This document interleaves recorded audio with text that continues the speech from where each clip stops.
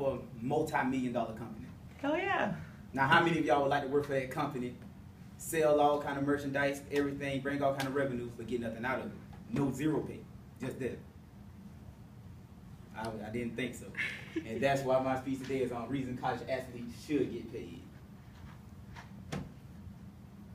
Life of an average college athlete. Usually, I'm pretty sure they wake up tired because you know they have workouts before. They have an early morning workout that usually starts around 4:30, some 5. Then after that, they have to go to class for hours.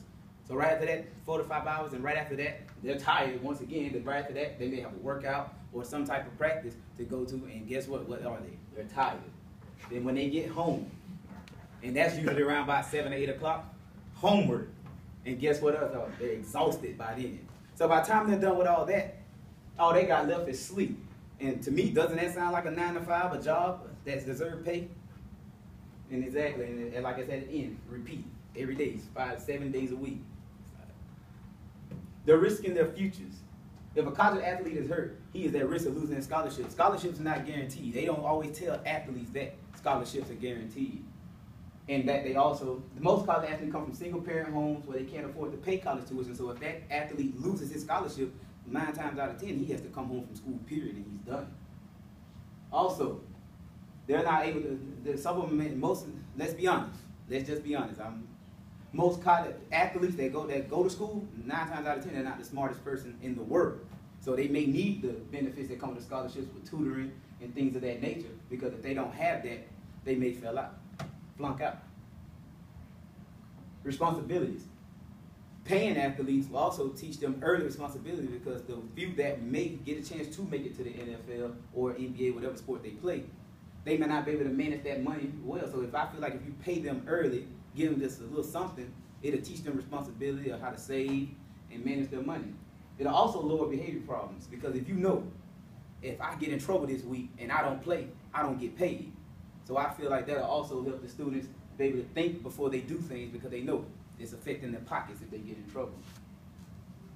And also, in college right now, there's a big thing going on with outside sources coming trying to attack players. Like, for instance, you remember that if you follow college football, y'all know about Cam Newton, that time he was in college when they were trying to pay his dad to get him to come to their school. And it was a big issue. It almost cost him his eligibility. And if he can't play football and that's all he knows, that can have a big effect on his life. And also, I feel like it'll help students stay in school longer, because most kids who go to school for sports, the ultimate goal is to go professional, to get paid. But if you pay them, they may stay for all 4 years to get their degree instead of leaving. Like in college basketball, they only do a year and they can go to the NBA. I feel like if they pay them, maybe you can get them at least stay 2 to 3 years. Then they can go pay them, they can get paid. So if they don't make it to the NBA, they can have at least a little money saved up to go back to school and finish up. The revenue that's brought in.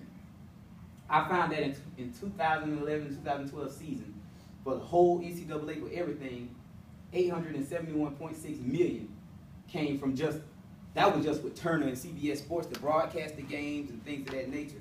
And the players, they saw zero of that, but they're the one that's putting all the effort, the blood, the sweat, and the tears in to get, so they can get those type of endorsement deals.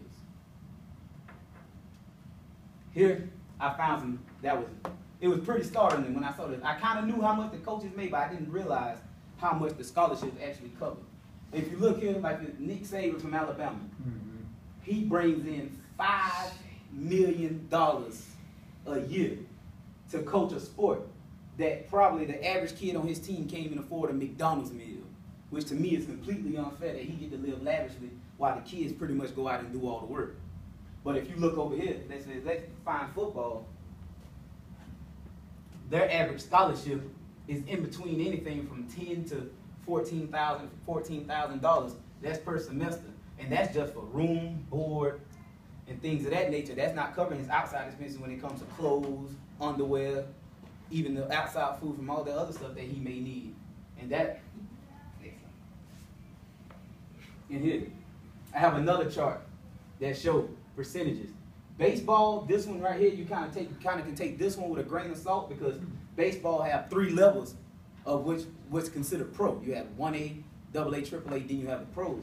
So that's why their percentage of people going pro is higher. But even though if they go 1A, the money is still not good. They might get $800 a game, like one of the lowest guys. That's still not that much money if you're thinking about if they got family or kids, mortgage, and all those things. And if you look, the main sport that we know around here, which is football, only 2% actually go pro.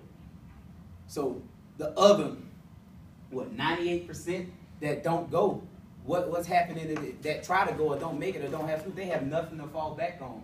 They have no education because they probably can't afford to go back to school. That right there, and a lot of them, all they know is sports because that's what they've been taught. And you can think about even with the high schools, they aren't helping because they let the kids slide by. So the only thing they got on their mind is athletics.